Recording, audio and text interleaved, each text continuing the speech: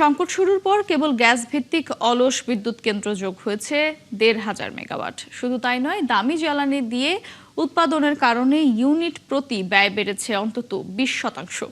সাথে যুক্ত হয়েছে বাড়তি লোডশেডিং এর যন্ত্রণা, যা নিয়ে এখন ত্রিমুখী সংকটে সরকার। বিশ্লেষকরা মনে করেন, সমস্যার গভীরে গিয়ে সমাধান না করলে তা বড় ক্ষতির কারণ হবে দীর্ঘমেয়াদে।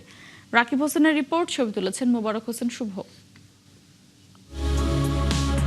মেঘনার তীরে গড়ে ওঠা আশুগঞ্জ পাওয়ার স্টেশন দেশের সবচেয়ে বড় গ্যাস ভিত্তিক বিদ্যুৎ উৎপাদন হাব, যেখানে ৬টি ইউনিটের উৎপাদন সক্ষমতা ১,৬৪৭ মেগাওয়াট। এজন্য গ্যাসের চাহিদা থাকে দৈনিক অন্তত ১৮ কোটি ঘনফুট, কিন্তু সপ্তাহ দুয়েক ধরে পাওয়া যাচ্ছে ১০ কোটির মতো।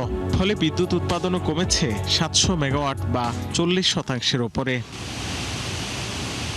শুধু আশুগঞ্জ নয়, দেশের গ্যাস ভিত্তিক সব কেন্দ্রের অবস্থা প্রায় একই। পাওয়ার গ্রিড কোম্পানি পিজিসিবির তথ্য অনুযায়ী ২ আগস্ট শুধু গ্যাসের অভাবে বন্ধ থাকে ১৮টি কেন্দ্র, যেগুলোর উৎপাদন ক্ষমতা ৫,০৭৭ মেগাওয়াট। অথচ তীব্র গ্যাস সংকট শুরুর আগে বন্ধ কেন্দ্রের সংখ্যা ছিল ১৪টি।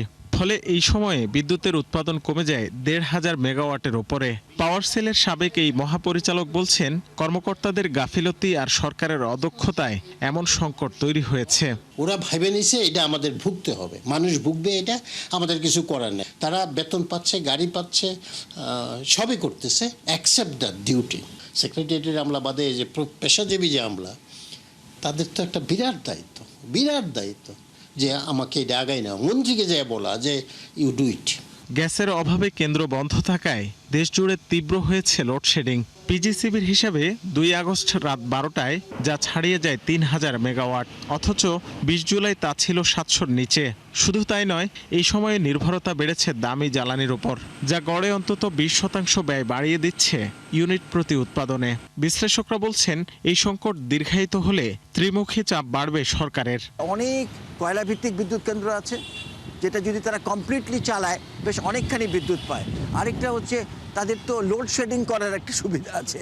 সুবিধা মানে জনগণের নতুন কূপ খনন, ভোলার কূপ থেকে এখানে গ্যাস আনা, এইগুলো চলতেই থাকবে। আর এইগুলো যদি ২ থেকে ৩ মাসের ভিতর তারা ওয়ার্ক ওভার করতে পারে, এটা একটা ট্রেমেন্ডাস জব হবে। কারণ ফুয়েল এনে পোষাবে না, জোর করে ফুয়েল আনতে পারে। এই টাকা তো আমাদের, মন্ত্রীরা তো টাকা দেবে না। ওই টাকা যতই পায় ১৮, ১৯, ২০ টাকা, এটা সব আমাদের দেশের ওয়েস্টেজ। বিদ্যুতের উৎপাদন সক্ষমতা ২৯,০০০ মেগাওয়াট ছাড়িয়ে গেলেও সর্বোচ্চ সরবরাহের রেকর্ড ১৭,২০০।